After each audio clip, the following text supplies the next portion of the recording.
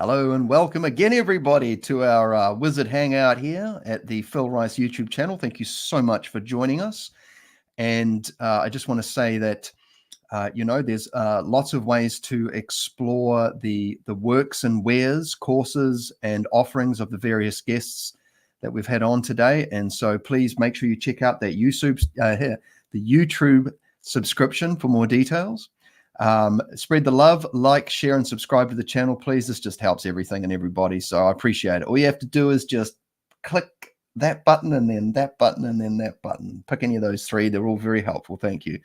But, enough about me and my stuff. Let's talk about what we're going to talk about today. So I have the great honor and pleasure to bring forward a man I've only just really met, but I've been following his work for a little bit on MetaMagic. And Meta Magic Matrix, I should say. And I love tarot. I can't help it. It's a thing, right? And this particular gentleman here has struck me as one of the, in my view, one of the best explainers on the topic of tarot that I've come across in many years. And that's not necessarily the topic of today's conversation, because this is the gentleman I'm about to bring forth is truly a man of many, many means. And we won't be able to cover them all, but there is a trajectory that is being laid out of sorts. And rather than me try to explain it, I'm going to bring forward this wonderful presenter, author, teacher, content creator, sculptor, magus, entertainer. I don't know. I'm finding all these new words because I explore his material. There is so much. But I'm going to bring him forward. And ladies and gentlemen, I would very much like to introduce Dr. Peter Duchemin. And please, Peter, did I pronounce your name correctly? Yes, you did. Yeah. Wonderful. Thank you so much for joining us. Thank you for having me. It's a pleasure and an honor as well. Oh, you're too kind. Thank you. And like I said, I just want to say another quick kudos. Thanks, man. Your tarot stuff is like cracking open some doors of perception for how I've seen it, even after a good decade of study and exploration. And so just to quickly touch on that, Meta Magic Matrix, that's still a thing, right? Like you've got lots of irons in the fire, but this is something, and tell me if I've spelt this correctly. So that's the banner there, Meta Magic Matrix. Is it magic with a K? Sometimes. Sometimes it has a K, sometimes it doesn't. Yeah, I guess I play kind of freely with it, but you could, mostly with a K. Okay, sweet as. And what's the easiest way for people? Because like I said, we've got to talk about a million different things, but just so people can go and check out this particular area of my interest, they can search for that on Facebook. Is there a page or some other way that they can connect? There is a page on Facebook, and it is Meta Magic Matrix, I think, with no K in that particular case. But I'm on Instagram under my name, Peter Duchemin, PhD, and my website, Peter Duchemin, PhD. And really, right now, I'm mostly branding by my name. Perfect. Yeah, that's what I'm moving towards is branding by my name. Yeah, that's it. Yeah, that's it. Yeah, I find myself doing the same. I could easily create some monikers or whatever, but it's like this keeps it nice and tight for me personally. So But so anyway, oh man, we've got so much to talk about here. But I want to let's get straight into it. I reckon you've got an amazing project, and we were just talking prior to this live about how to sort of maybe present this to the audience. This is an interactive audience. And I just want to say too, guys, if you've got any questions about what we're talking about, please throw them into the chat. We will get to them periodically. But essentially, we want to shine a bit of a spotlight on a great works that Dr. Peter is currently engaging in. And I want to bring forward this image here, just as a bit of a talking point. Peter, what's the long game? Wax us some poetical context here, brother. Right. So I am doing a Kickstarter to be launched soon to make bronze sculptures. Now, that is not the long game. That is the opening salvo of what will be, I can only assume, my life's work for the next few decades.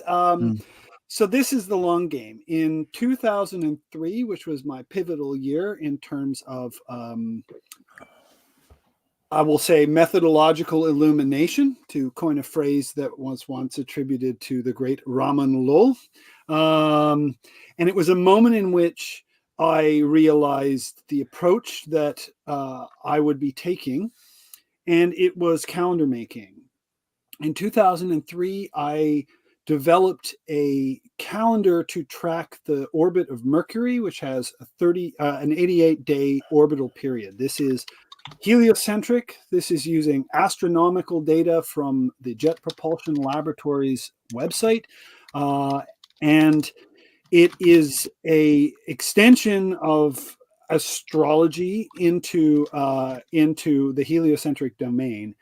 So I designed this calendar. I launched it on December 19th, 2003, and there was a creative period of about 10 years in which I was inspired and compelled to create calendars, unique calendars for every planet in the solar system. So I developed a calendar for Venus. I developed a calendar for Mars, Jupiter, Saturn, Uranus, and Neptune.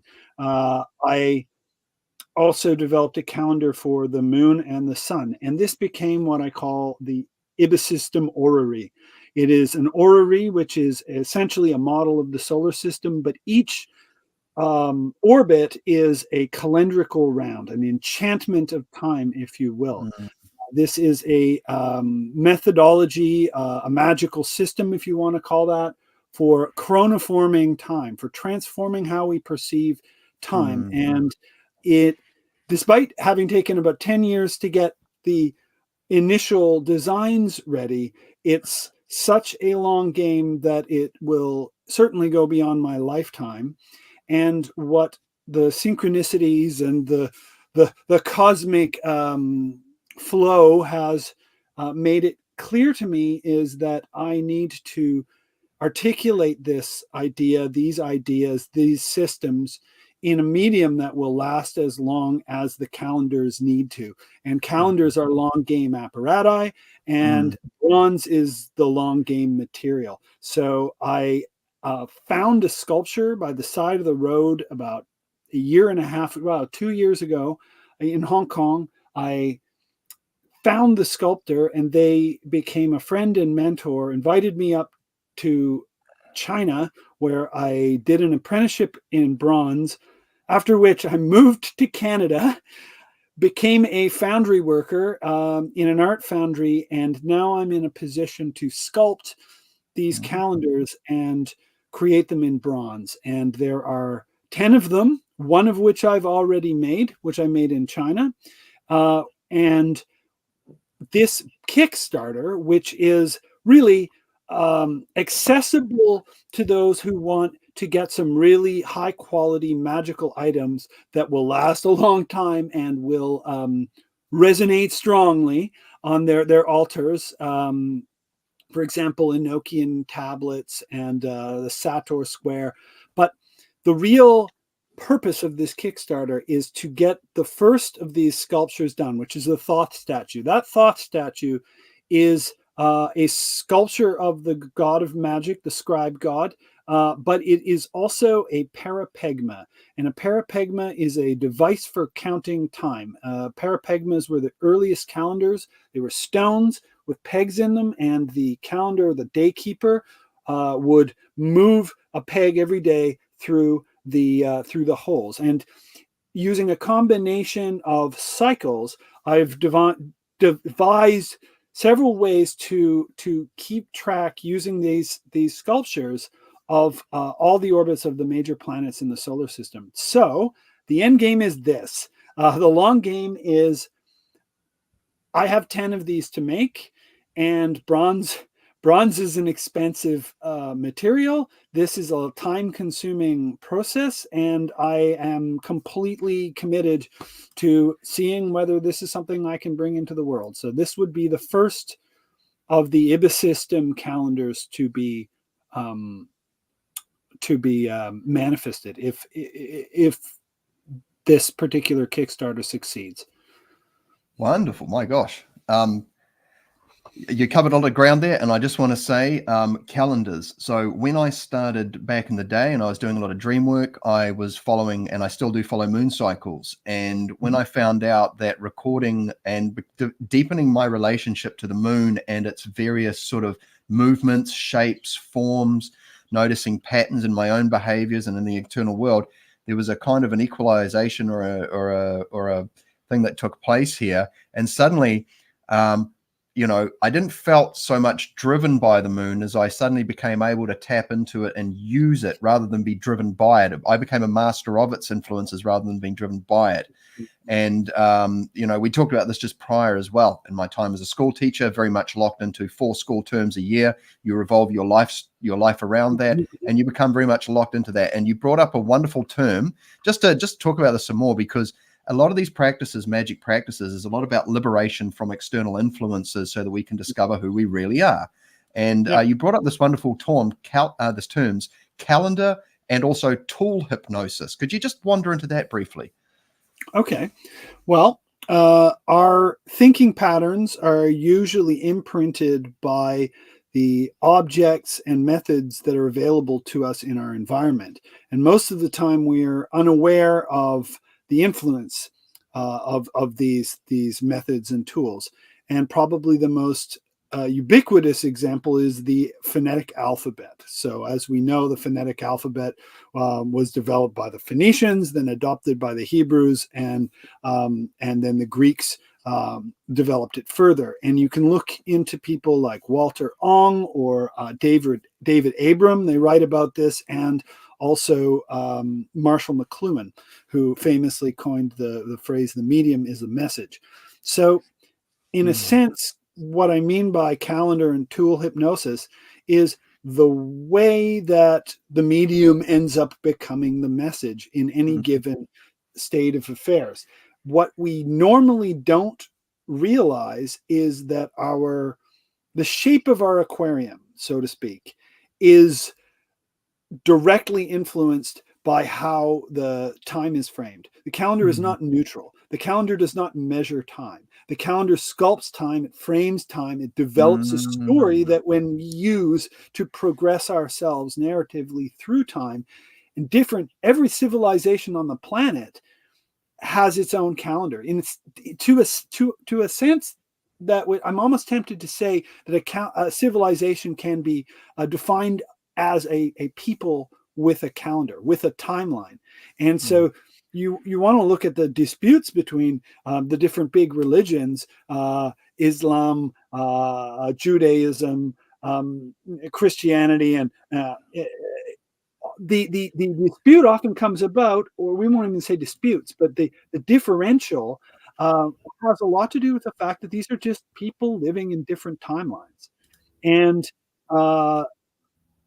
calendar hypnosis seems to be a type of monolinguality, in the sense that if you only speak one language, you see the world through the lens of that language. If you only know one calendar, you see the world naively through the lens of that calendar. But something fascinating happens when you learn a second language, which is you don't get 2 languages. You get 2-point-something languages, because you also get the gap in between the languages, and you get the knowledge that you are essentially triangulating something outside of language with language. If you know English and you know Chinese, suddenly you know something about the gap in between English and Chinese. Same thing with calendars. If you know 2 calendars, 3 calendars, you begin to see the landscape, the wild time, the pre-calendrical time that subsists beyond Chronos, if you will. And so calendar hypnosis can never be eliminated, but it can be ameliorated, and it can be transformed from a passive, we'll say pathological state of sleeping, if you will, into an active state where we can develop calendars that are so sophisticated that they raise our consciousness, or redirect our consciousness and enable enormous communication, social communication of ideas that would otherwise be very obscure and, we'll say, isolated. So calendar hypnosis in particular, but tool hypnosis in general, right? We used to see the world as a book when the book was our main technology, and we're looking to know the language of God. And now we now see the world as a simulation. So we're looking for the code to unlock it. So are these real features of reality, or are these a feedback loop between our relationship with our tools and the omnipotential plenum that seems to display different encounters to us? Man, I tell you what, everyone just go back and listen to that again quickly. But you're right. You know, like, what do they say? There's an old saying by the Buddha, your friends are the path. And to an extent, the tools and things and the systems that you operate by end up informing over time unconsciously your behavioral patterns and how you make your choices, right? And so those will lead you in a certain direction. And so what I found is that when you bring in an alternative just for pure contrast and you wander into that, you become aware of that, you spend time in that, you learn to embody it and understand it as best as you can. And then you move between these two things and, you walk between worlds essentially. And then what happens is like you said, English, Chinese, and then like you said, there's a gap there. And it's almost like, there's a part of me that from learning different systems, whatever it is, even different music genres, like, jazz, classical type thing, you speak and learn these different languages and these lexicons of terminologies and things like that, and how to convey understanding to different people in different ways. But underneath, there seems to be a desire to identify almost universal principles that are underlying them, and how those can be sort of like, oh, I can see how this relates, even though they appear to be totally different. But there are opportunities in the way that in the lenses we operate our lives by, and how we see the world. Absolutely. And one guaranteed way of getting tapping into creative potency is to find things as far apart as possible and try to hold them simultaneously. In other words, find a paradox, find a contradiction, and hold it until its contradictory nature evaporates. And what it'll evaporate into is creative insight. So to bring it down to the level of the music that you're talking about, because I'm omnivorous musically, like any genre I'm interested in. And so take jazz, take Miles Davis, and take a raga, and take Henry Rollins, and listen to them in the same sitting, and what will happen? See, my question is it that we're discovering universal principles, or is it that by engaging with these things that are different from one another, we call forth a kind of creative potency from the universe that solves the problem? Do you see what I'm saying? Like, I don't know whether universal principles actually pre-exist my search for them. And part of me thinks that what might be happening is that the universe might be sort of giving forth an answer retrocausally to attention I'm bringing into it. If I explore the I Ching, and I explore what's an example of a magical system that's really far from the I Ching? We'll say a Satru. If I try to hold those two things simultaneously, and I don't mean just like a cheap mashup. I mean really try to see where those things coexist. I wonder if I kind of feel sometimes that the universe, like a sort of a dream, will fill in that gap with something spontaneous. I think there's a profound spontaneity to the universe. I don't think we're finding mechanisms. I think we're evoking a call and response with it. So that's I think that's a really creative kind of I think that's the kind of the essence of creativity, holding contradictory views at once to see what emerges. I tell you this right now, everyone. Oh, there's a bit of feedback. The thing with searching for principle based, like a base level reality is that things can start to look a bit bleak, stark, and a bit bland, actually. And then there's also this thing of like, well, where can I go with my creativity? So you just mentioned something about the mashup idea, and I've got a thought imagination exercise I picked up years ago, where you take two completely apparently disparate or unrelated things, and you hold them, and you feed in your understanding into each one of like, okay, what does each one of these two very dissimilar things embody? And then you basically crash them together, and then some kind of third thing emerges, essentially. And it may not, it's like when a mum and a dad have a baby, like the kid will come out and there'll be a bit of mum and a bit of dad, but there's also there's a kind of a uniqueness as well. And I find this fascinating because, we were just talking about the complementary nature of, say, the Baden practices, the Franz Baden stuff, which is, something I talk about a bit, and also the other modalities that are out there and how it complements, but also about, what we're saying here, when you are bringing together two different ideas to go, okay, well, I wonder what would happen if I found a way to sort of like not spotting commonalities or common denominators as such, but what's a process? How can I find some new things in familiarity is maybe one way I'd put it. But but I just wanted to go back to this Kickstarter thing because we want to hammer this because I think Dr. Peter here is onto an absolutely awesome idea. In previous conversations on the channel, we've been talking about the problem of digital medium being so vulnerable to just disappearing.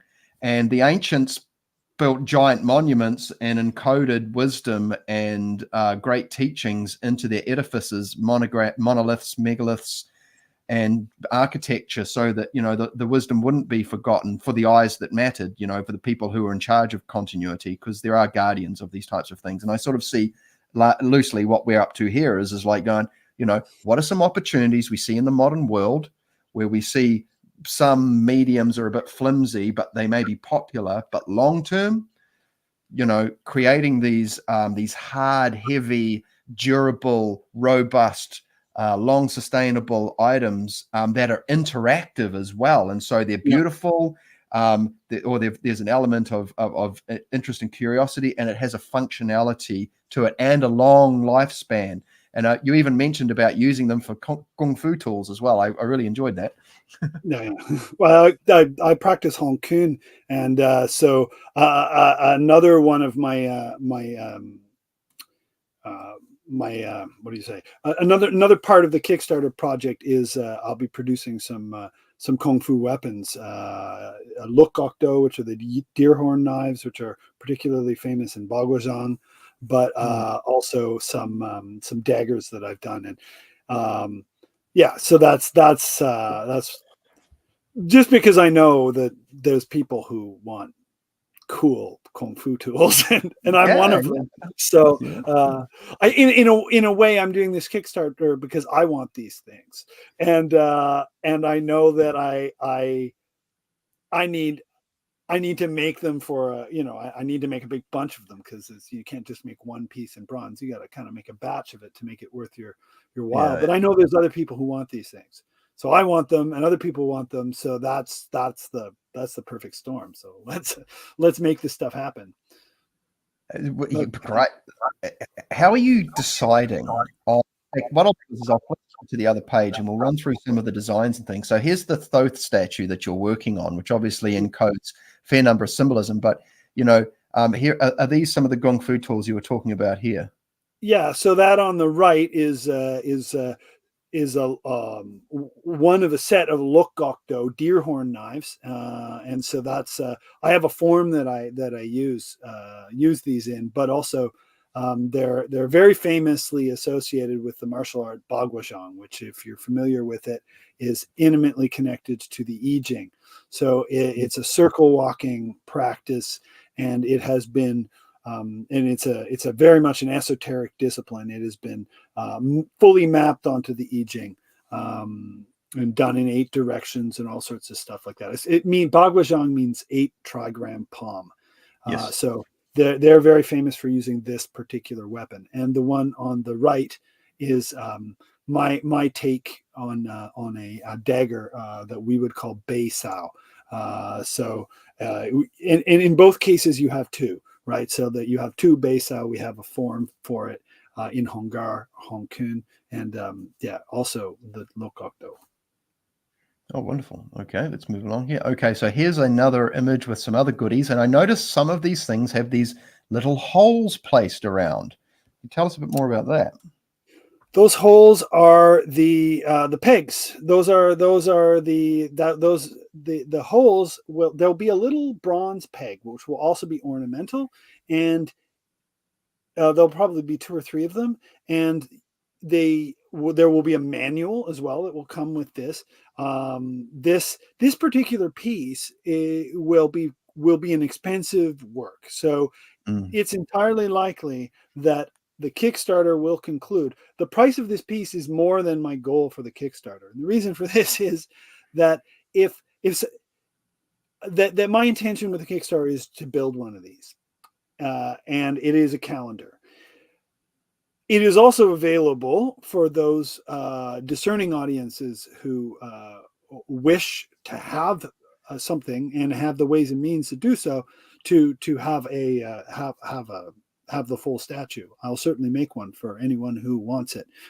It's it is a work of craft and art, and will take hundreds and hundreds of hours to make it.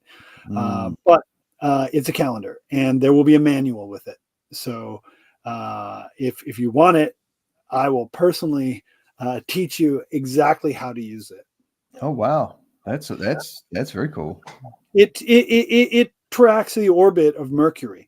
So you if you know the day that it starts, and you know the first peg hole, then the practice is as simple as moving a peg through a hole in a sequence over the course of an orbit. But what you can do with this is you harness that orbit for meditations. So, for example, there's 88 days in Mercury's orbit.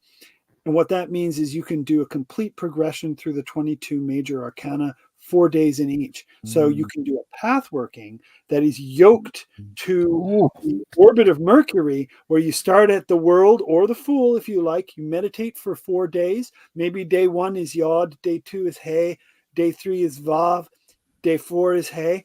You pour energy, express something for the fool in the first 4 days, and then for the magician in the second 4 days, and so forth. And so you yoke the practice to the orbit of Mercury itself. Oh wow!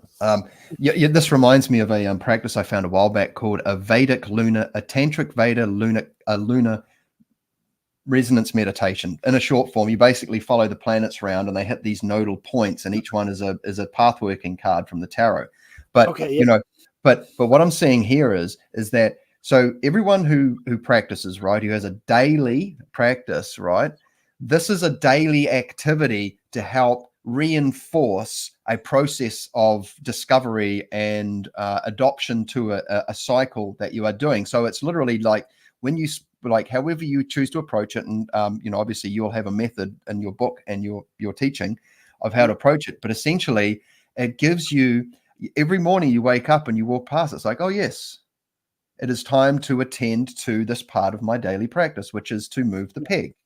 And so it's a conscious, interactive, kinesthetic kind of experience. And that, I actually think that this here makes for an excellent training reminder tool, almost like an accountability partner in some ways as well. Mm-hmm. And as far as those of us who are, practicing hermeticists, I mean, gee whiz, an 88-day interactive Mercury calendar. I mean, a lot of people are going to want this, Yeah. and you may end up getting so much, you might end up having to get a 3D printer and popping out some cheap ones. I don't know, but I'm open to anything. I'm absolutely. I mean, I'm into bringing this into the world. And like I said, this is one of 10.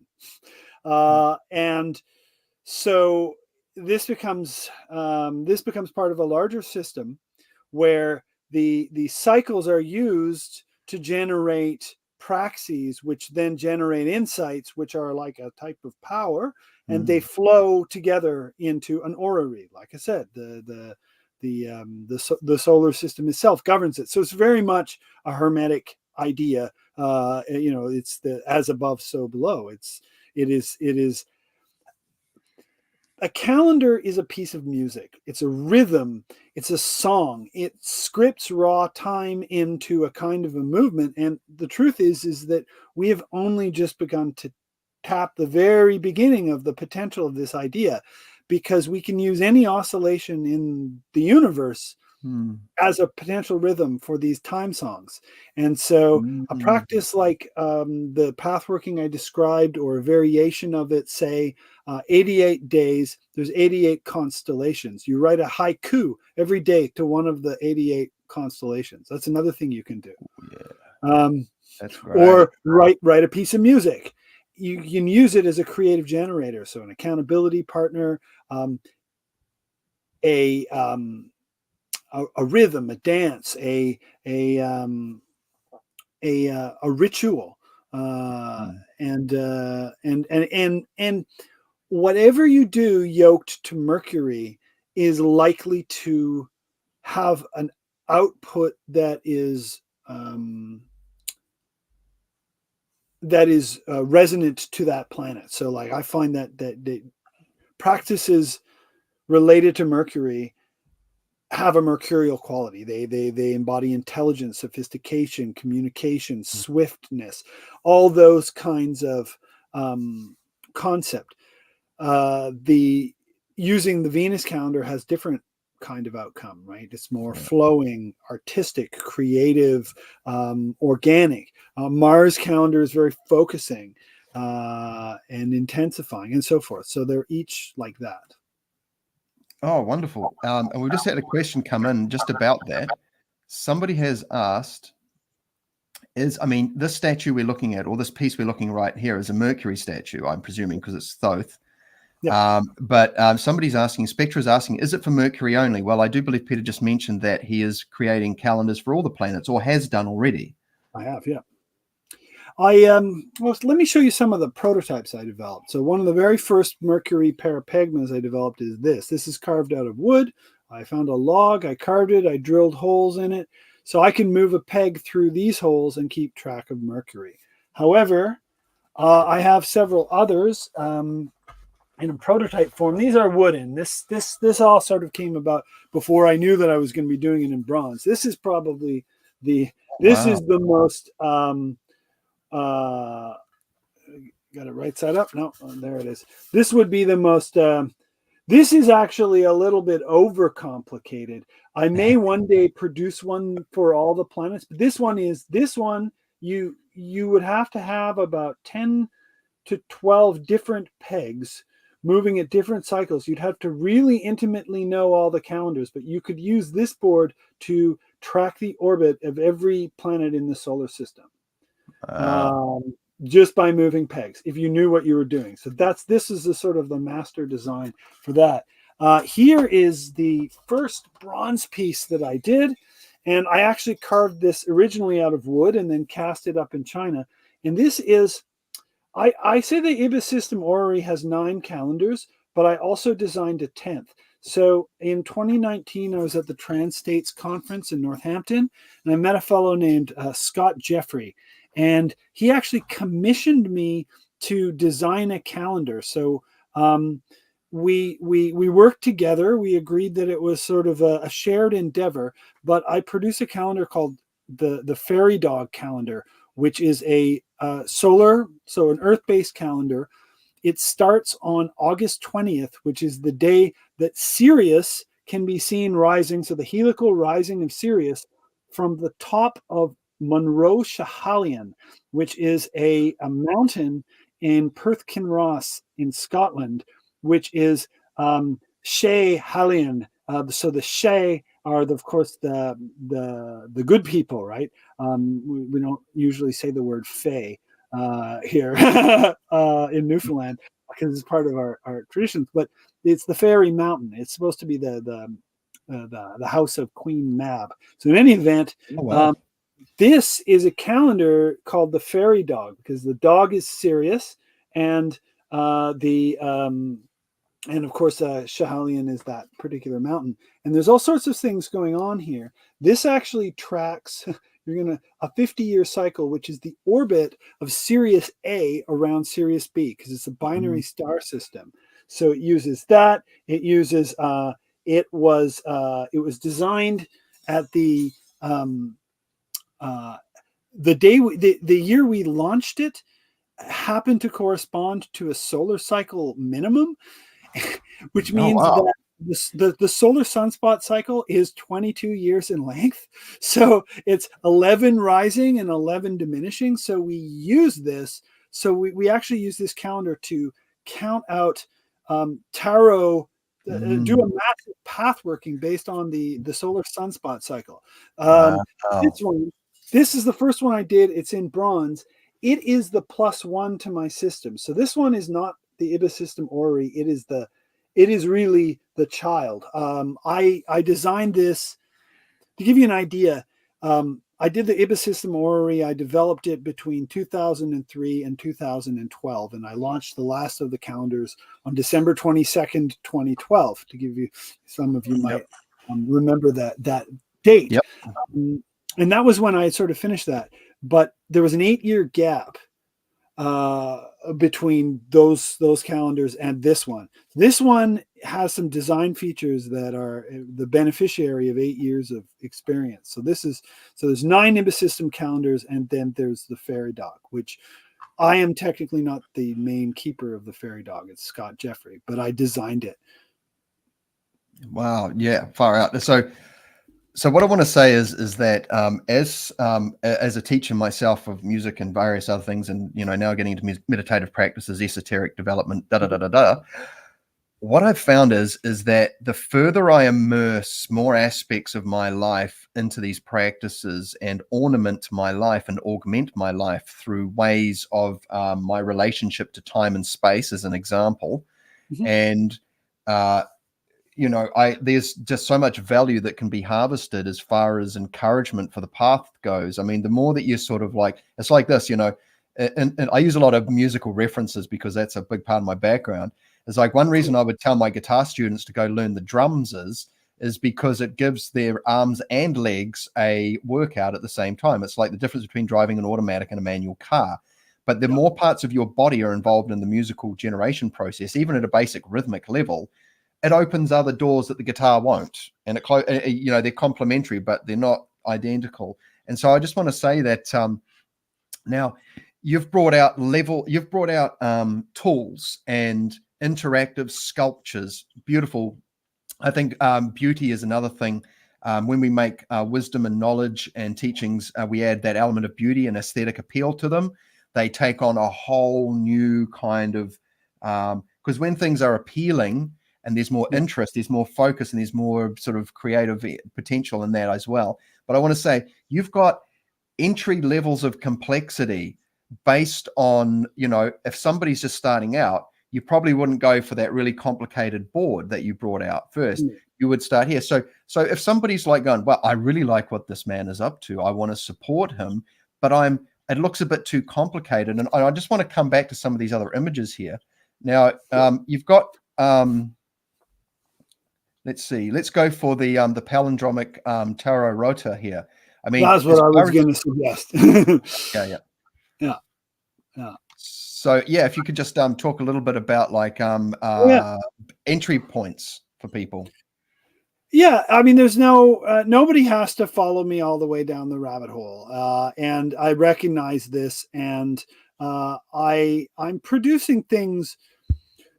All of these objects, I can assemble them into the big funky statue, but they're like modules. So I've decided I'm going to produce them, and they stand on their own. So the tarot, the palindromic tarot ator rota square is Tarot Ator Rota Orat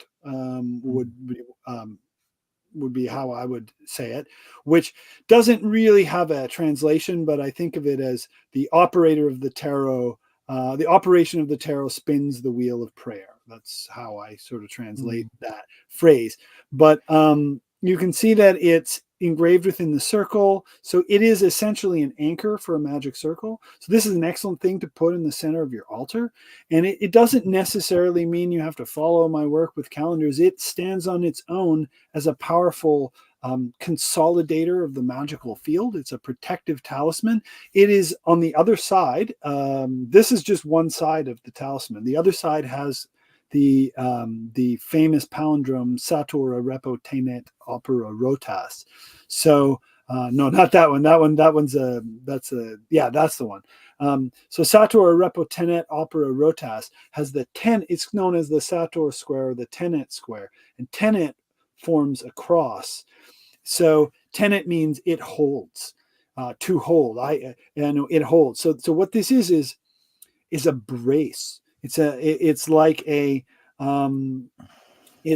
crossbeam or a brace or a crossroads, and the incantation of this mantra creates a field around the magus. The magus ultimately stands at the end point, right in the center, and the magus who chants this particular mantra ends up essentially calling forth a stabilizing field around them, a palindromic field that resonates.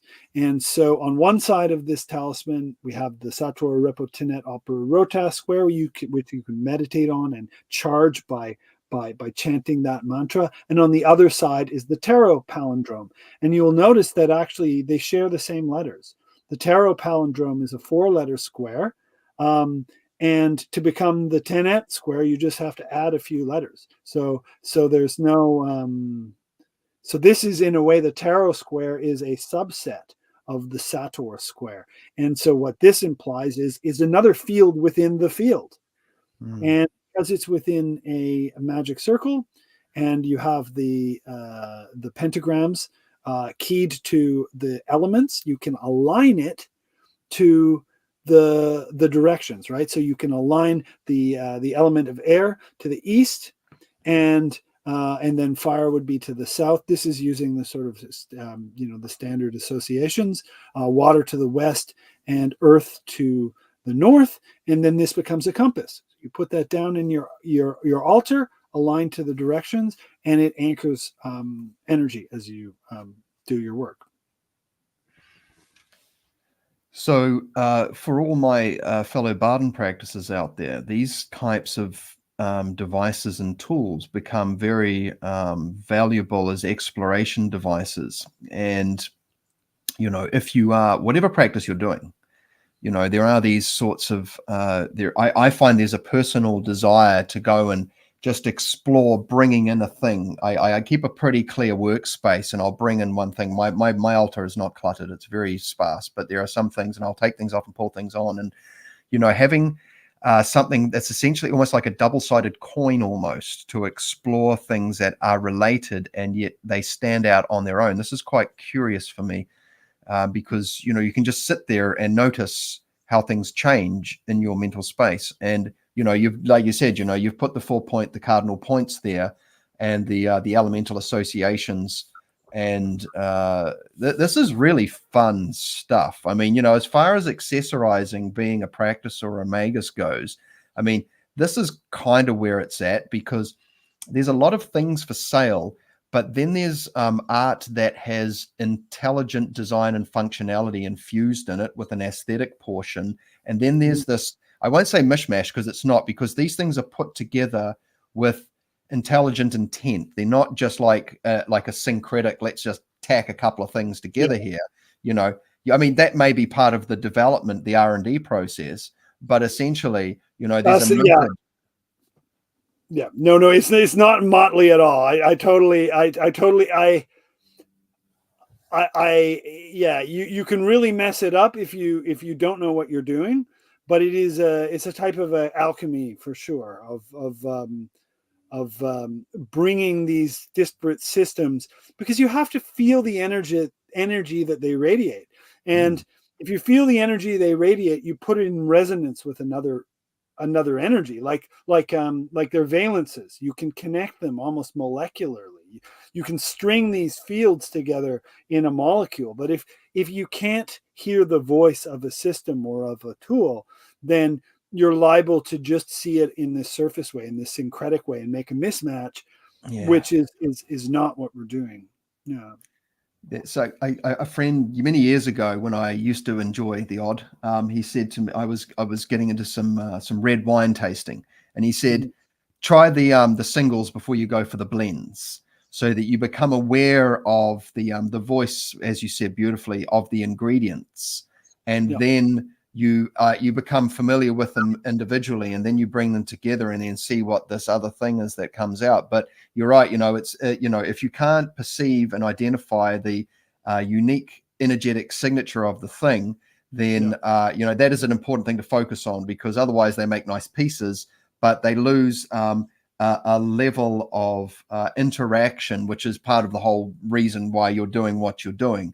And so how would you, if somebody ordered a piece from you, Peter, what would be a sort of an initial setup for someone who is maybe just getting into meditative or magical practices? And where would they start if they wanted? Would they get the Sator Square, for example? Would this, how would you coach a beginner through this process if they wanted to make a purchase?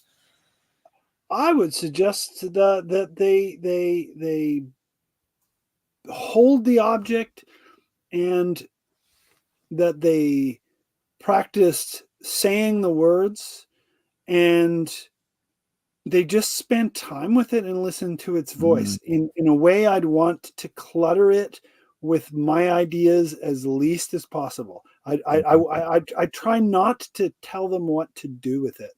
I try to convince them to spend time with it and hear it speak, because that's what I think, that's what I feel like. The tarot, for example, I think that you can just learn the tarot from sitting and holding a tarot deck. I don't think you need a book on tarot to learn the tarot. I think sometimes these things just speak to us. That may not be a satisfactory answer to everyone, and for those who push, I would offer a little exercise. I would say align it to the 4 quadrants, and light a candle, sit and breathe, chant Taro Ator Rota Orat, until you feel a sense of it kind of just entering into the background, and then flip it over and chant Sato Repo Tenet Opera Rotas, and ask yourself how the two feelings interact, and then see if you can't simultaneously. And this isn't a kind of, sometimes when we chant mantra, we can imaginally chant another mantra on another layer of it. So we don't have two mouths, so we can't simultaneously chant them both, but we can spiritually chant the Sator while we're physically chanting the tarot, and that'll open up all sorts of interesting, we'll say, inwards contemplations or sensations. Oh, that was great. Thank you. Yeah. And I think too that, when we're providing methods of discovery for things that we may be creating or offering, essentially you're right, there's a self-evidence and a self-revelationary process that happens where things just naturally unfold when we just sit there with a thing and just quietly sit with it and pay attention to it and notice what sort of rises and emerges from the item. I found this recently. I was in a training spot. I found a piece of obsidian. I've never seen it there before, big piece. And then I tell you what, I mean, I can, crystals are interesting, but this thing straight out of the gate, it's off the charts. It's like you sit with this thing and you notice it, right? And but what happens is I'll pick something out that I've got from from my crystal box that I picked up from the market, and these things are not charged. They just come as they are, and you sit with them. And in a lot of cases, they're quite faint. I've got a couple of bits that are, a bit more, register a bit more, but I think too that I'd love to hear about your creativity, your creation process when you make these. Now, obviously, when creating magical items, some will adhere to planetary hours. And there's certain things done at certain times with certain materials and certain ways. And so, would you like to share? And I understand this is your IP as well, but if there's anything you'd feel comfortable sharing about your creative process. So I don't use the planet. Well, I sometimes I have used the planetary hours. I don't typically. What I might do if I were to consecrate an object like this is I would use a combination of the planetary hours and particularly my Venus calendar, the Forest of Life calendar, because it adds another dimension, because there's also planetary weeks. So I could pick the week of Venus and the day of Venus and the hour of Venus. So I can get a triple whammy out of it. So I might use a timing system like that. So I time everything using my calendars, but not rigidly. I sort of just, things emerge at the right time. And when it is the right time, I kind of get the idea. So I live inside of magical time always. So part of my process is that I go about my ordinary daily life without really worrying too much about whether I am doing things ritually correct. I just kind of improvise. So, but the thing that I actually want to emphasize is that I am actually physically making these bronzes. So this is the unique position I'm in. A lot of the time, a sculptor will not also be a bronze technician. So a sculptor will design a sculpture, ship it off to a foundry where, and that could be anywhere, where many hands will produce the bronze object. But that's not what's happening. I am physically making all of them. So I'm making the original sculpture. I am then going to take a silicone cast of it, and this will take a couple weeks. I'll take a cast of it, split the cast, fill the cast with or the mold with wax, and I'll produce wax copies of all these things. And then I will build a system of channels around them. So if you've ever bought a model, like a model airplane or something like that, or I don't know, like a Warhammer miniatures or something that would come in a plastic frame. You know, those toys, they come in a plastic frame, and you take the miniatures and you break them off the plastic. Well, the thing to realize is that plastic frame isn't just an incidental thing. It's actually the canals through which the plastic flows to form into those miniatures. So bronze is similar. There is an apparatus or a framework around it. And I want to point out that the tree of life, the Kabbalistic tree of life, bears a remarkable resemblance to a bronze mold. And one could make the argument that the Ein Sof, as this fluid that moves through the tree of life, and then when our ritual practice is secure enough, will eventually cool into a stabilized expression of this tree. It's not an accident that these things are connected. There are deep, deep roots that connect bronze to emanationist metaphysics. But what I want to say is I'm right in this whole process. I make the wax copies. I put the channels in. I dip them in ceramic. Again, this process takes months, and then finally, when they're all ready, I burn the wax out, and we're going to pour hot molten bronze into them. So, in a sense, my pragmatic process is my magical process. It's what makes them the expression of my spirit and my consciousness. So I don't really have to overly ritualize it, because that's just so naturally embedded in the rhythms of my life that it just sort of happens. This is so much fun to talk about. So, I would learn a song, and then I would improvise within the boundaries of that song. As Cool. I'm a jammer, I do it with my Yeah, musical practice and my magical practice. And so me what I too. have is I have a general sort of field of operation that gives me some roughly reliable and robust guidelines, and then I can just play freely in it. But I get to explore and discover new things. And I sort of see this with any type of creative medium as well, is that you have this method perhaps, and then you can explore where you can go with it. And so, invention versus innovation, I have to say, there is so much in this world to play with. So Yeah. I mean, and Kung Fu is very similar. Martial arts oh, are very, perfect. very, very similar. I was thinking when you were talking about earlier about the voice of the system, and I thought, wow, I want to say how much that applies to the martial arts. And there's this conversation about whether mixed martial arts are better than traditional systems, and what the relationship is. And I think that sometimes we overemphasize the techniques that we learn. Oh, these are better techniques over here. But what about the voice of the system? Because it strikes me that what makes a martial art really profound is not the individual techniques that it has, but rather the way they sing with one another. So that in the spirit of one martial art may be to develop swiftness or invisibility or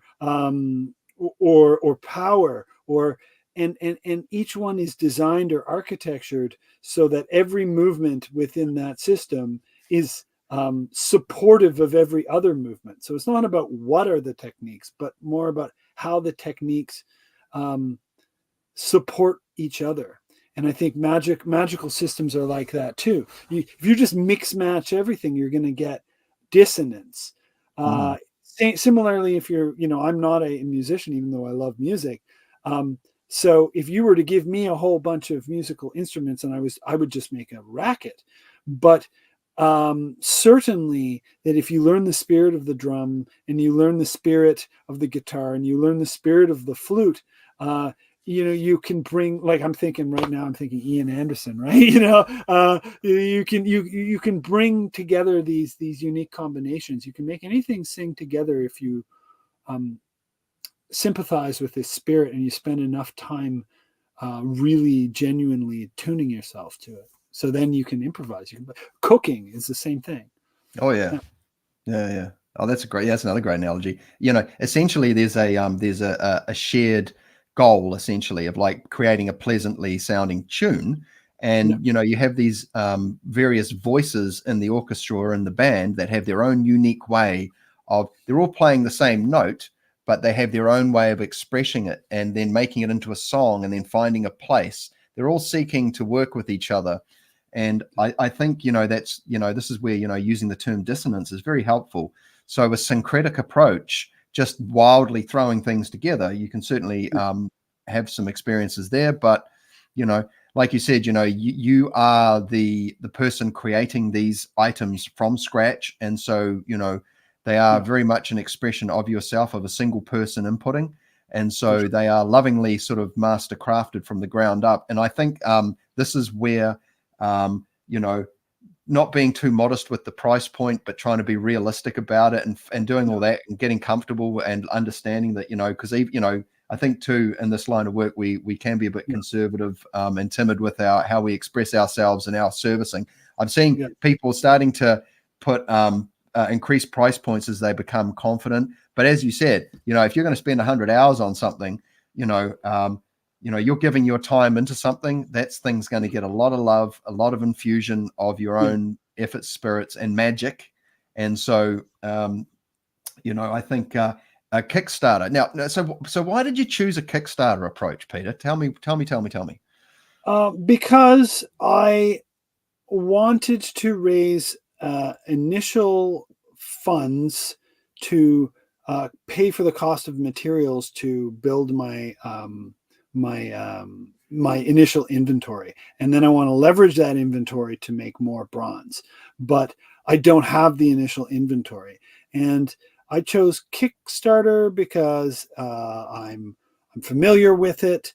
I know that it has a certain amount of reach, and it occurred to me that I could do it in such a way that for every piece someone buys, I can probably produce 2 pieces, which means that if I can actually set I can set my goal fairly low. And if I make that goal, so my goal is $10,000, which is not a huge amount for bronze. I'm working on pieces that are, $300,000 to $500,000 pieces in my place of work. And it's not uncommon for a bronze sculpture to be over $1 million. So the pieces that I'm producing, actually, they're not super cheap, but you're never going to get a better rate than at this Kickstarter. So if you do buy my pieces from my Kickstarter, the pieces that I'll be selling afterwards, I will mark them up. So at this point, if this is probably the best chance to get one of my pieces for an affordable price. But I picked Kickstarter because I knew that I could include non-bronze tiers. So if you can't afford, so the smallest of the bronze pieces will be about 150 Canadian, and that will be a pendant, maybe an inch and a half. It'll be like the Tree of Life, but a pendant. Also, I'll make a sator on that scale. So that's the smallest price point. But there'll also be lower tiers where you can pledge and get a tarot reading from me, pledge and get one of my ink paintings. So I make ink paintings.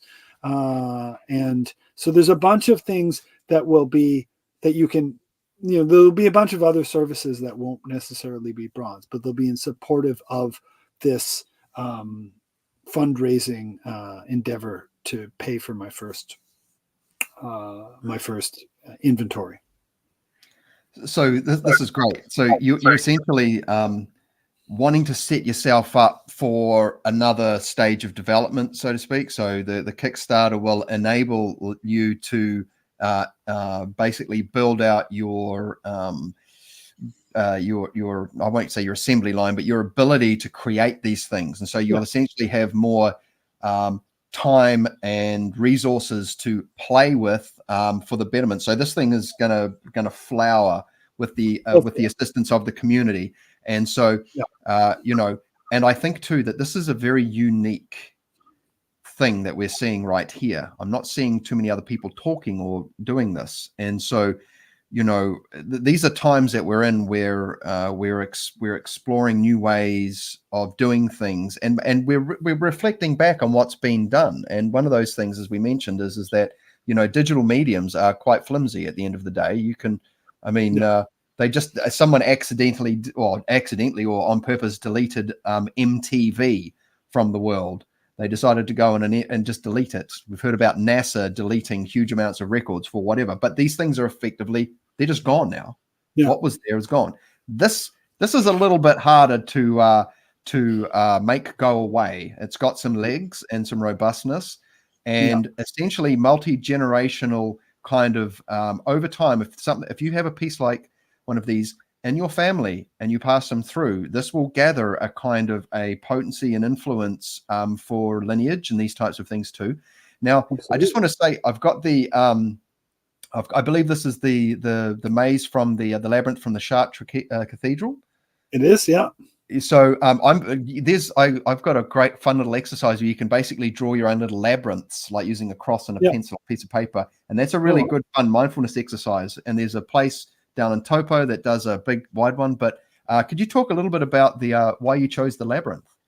I've been connected to the labyrinth for decades. It's been a major part of when I first encountered the idea. It just struck me, and the 11th Circuit labyrinth particularly really spoke to me. When I lived in Ottawa when I was younger and 21 or so, I actually walked it in the snow, and I learned how to walk it. So I could just go to a snowbank, and I would create these labyrinths, and my friends and I would all go and walk them and stuff. So it was I internalized the structure. Eventually, I did go to Chartres, and I walked the labyrinth in the cathedral itself. I developed a mapping of the tarot onto the 11 circuits. And when I lived in Hong Kong, there happened to be a Chartres labyrinth at the very pier where I used to train Kung Fu, right near where I went to take the boat to get to my house. So I passed by it every day and I would walk it. So it links with my magical practice in immeasurable ways. I mean, well beyond the scope of my ability to talk about it on in this podcast, because I'd be on for hours and hours and hours. But in short, so it's 11 circuits, but if you cut a line directly across it, that's 22 intervals.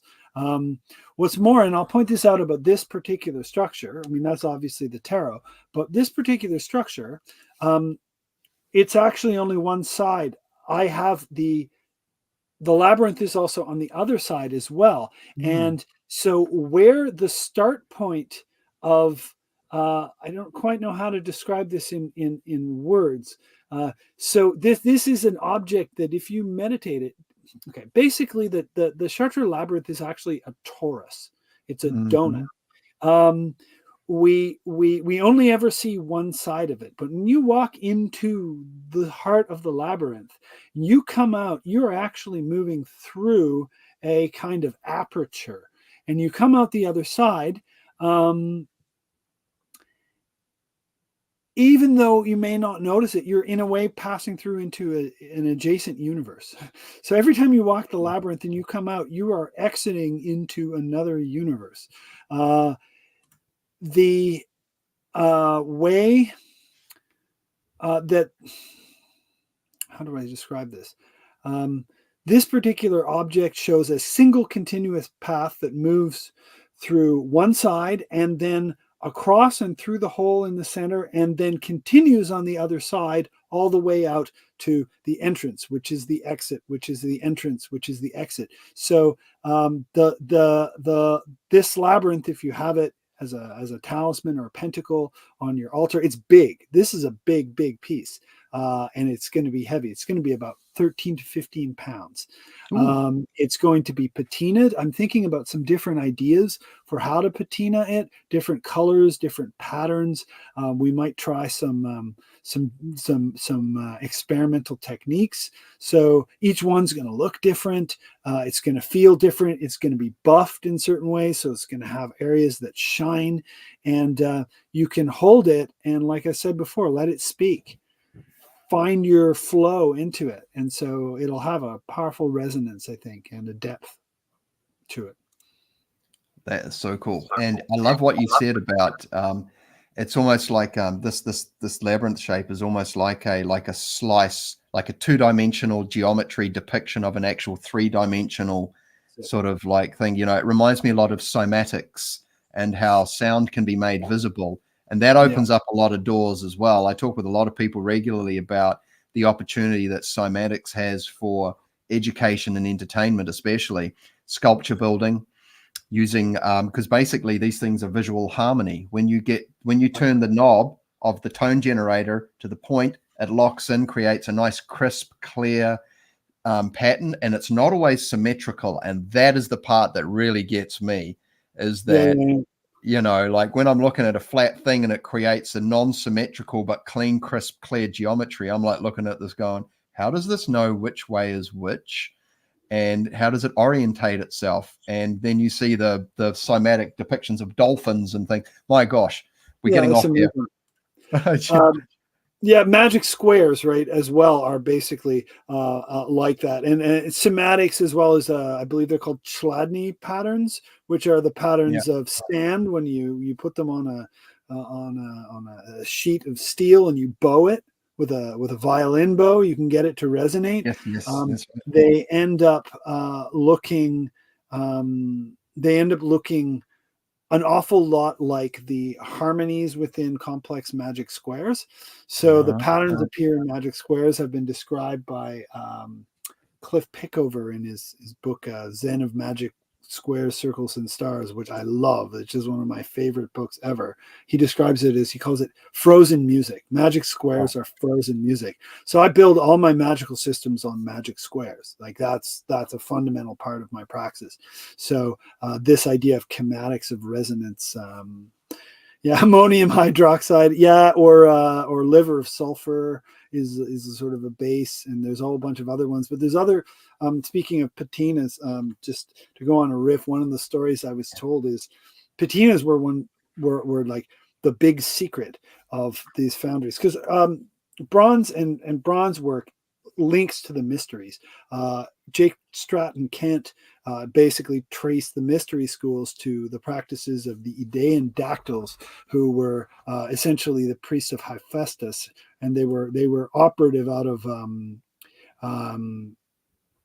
they were operative out of volcanoes. Basically, they had volcano shrines, which is where I think the bronze process was ultimately discovered. But this was the heart of the mysteries, and then the ritual practices that surrounded it became separate from the physical practice. But back to the thing about patinas, it was a big secret. So famously, there were these French patinas that nobody knew how to reproduce, and what they discovered is that the foundry workers were taking the pieces, burying them in the ground, and peeing on them for 3 months.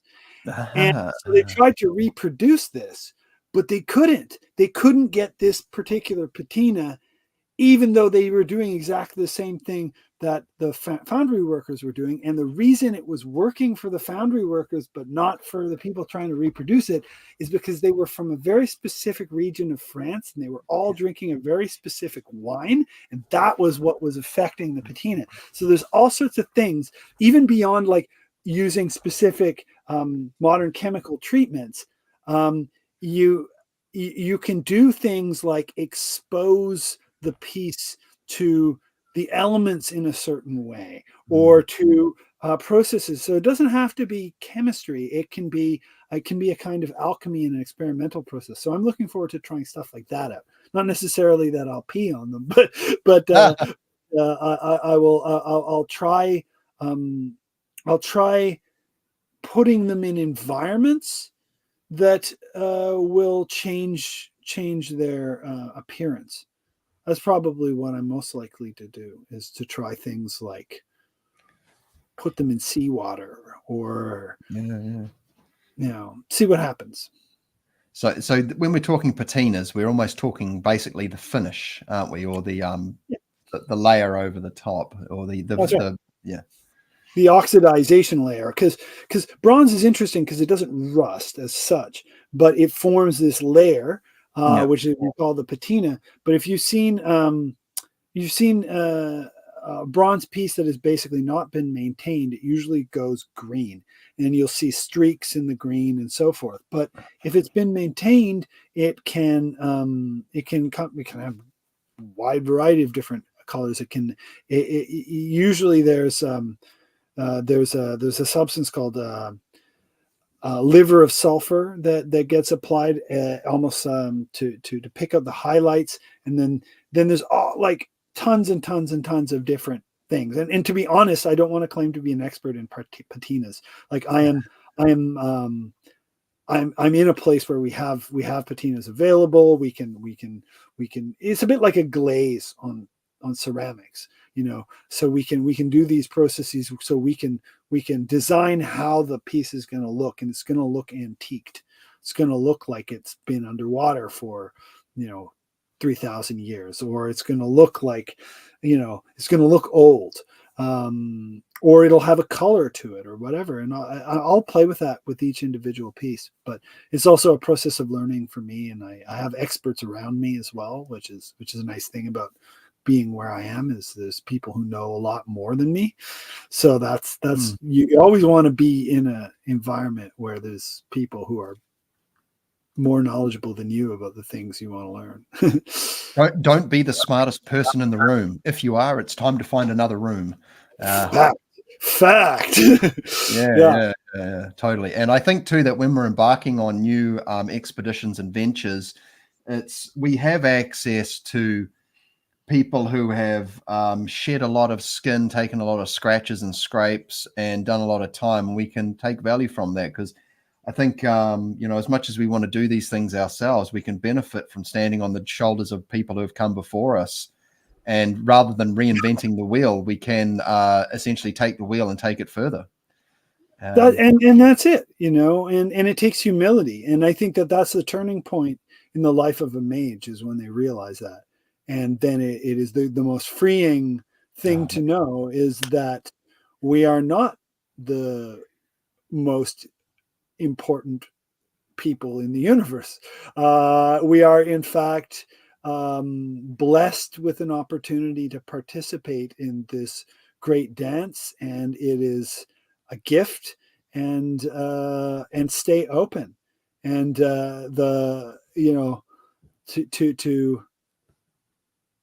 to listen to and appreciate what others are doing and what they've done before, and to really become a participant in that is a huge privilege. Kung Fu, I keep coming back to Kung Fu because it's my rock, it's my anchor, but it's the lineage. The lineage is this incredible thing. It carries its own magical momentum. It's important to be aligned to momenta that precede us, even if we're really experimental people like I am. I'm pretty, pretty jazzy about it all, but I really do feel an increasing love for those who have brought the work here, who have done the work over the centuries. I only hope to be well remembered as part of that chain. I'm in awe of the privilege of what we've received, and also feel a profound duty to be a bridge, to give it to another generation who are probably going to be way smarter than we are. Well, what we've got to do is that we've got to create we're telegraphing points of wisdom throughout time by ensuring these things are still available. I mean, throughout history, we've got precedents of stuff just disappearing because somebody didn't like it, and they had an enforcement infrastructure they were able to deploy and delete previous teachings in favor of their own personal doctrine, which in some cases was largely formed from previous things which they borrowed from. Yeah, we can see that getting erected as we speak, right? We can see that kind of a cancellation infrastructure, emerging as text. We're increasingly relying on digitalization of everything, and I'm not. It's interesting. I'm actually not anti-digitalization, but I am pro simultaneously going as analog as we possibly can. To create a counterweight. I love science fiction. I get a lot of inspiration from science fiction, and I think there's a couple authors that I'd like to mention. Please. For being, I think, really poignant in this time and related to this sort of stuff. So obviously Ursula Le Guin, I'm going to give her a hats off for some of her, for her novels. But I want to mention Hermann Hesse's Magister Ludi, the Glass Bead Game. That book is so pertinent to the situation we're in. It's basically about the society we live in, and its superficiality, and its meme dependence, and its what was the name of that book again? Sorry, Hermann Hesse. Magister Ludi. Hermann Hesse. Magister Ludi. How do you spell that last word? Ludi. The Glass Bead Game is what it's called. Magister Ludi, the Glass Bead Game. I'm gonna have a battery problem in just a moment. That's all right. We can call the live in a second, sir. So we'll just do a big plug. I would like to mention, though, Magister Ludi and Dune. Of course. And also Foundation. They've just done a TV show on that. Yeah. And Anathem by Neil R. Stevenson. And somewhere between all those stories, there is a really powerful message of how we can become a long-term society. Mm. And that's really important. We have to figure out how we can start to recover long-term thinking and invest. And I think in the mysteries and in the esoteric schools, there are ways that we can re-engage that. And that's it. But yeah, No, you're beautiful. And I'm just going to do a quick plug for your website here. Very interesting website, everyone. You can check it out, Dr. Peter Duchemin, PhD.com or Peter Duchemin, PhD.com. It's a fun, interactive website. Go and check out. You can see all what he's up to. Lots of resources, books, classes, shows, tarot. You can reach out. And Peter, you are offering tarot readings as well. Is that correct? What other services? I give readings. I have a course called the Magic Tarot that runs every 8 months, the 32-week course, PDFs, live chats. There's also a video version on Perseus Arcane Academy. I should say that this website is fairly new, so there are some unfinished parts of it. But yeah, so you will find a few blank spaces in there, but I'm working on it. There's a blog that I keep up regularly on that site. But yeah, the course, the readings, and the bronze Kickstarter is really what my central focus is now. But there's also lots of my YouTube videos and articles and stuff. I'll put this up on here just for the crowd and say, guys, Perseus, good friend of ours here at the Phil Rice channel. You can find Peter's courses, a Meta Magic course, I believe, on the Perseus platform. So please go and check that out. I want to say thank you so much, Peter, for coming and hanging out today.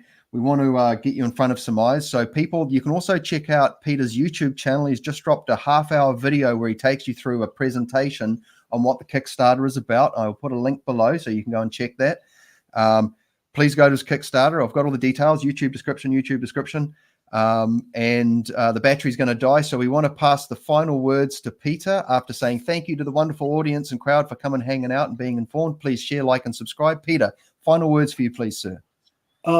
Magic is the pressure of art brought to bear on time. So free your creative hearts and shape what occurs so that we can collectively do what we wish to remember ourselves as having done. Perfect. Wonderful words. If I could get you to stick around for just 1 minute after I end the live stream. Thank you to everyone. Have a beautiful, wonderful weekend day. Please like, share, and subscribe. I keep saying that. Apparently it works. Let's see if it does. And support Dr. Peter. And we will see you again very soon. Stay well.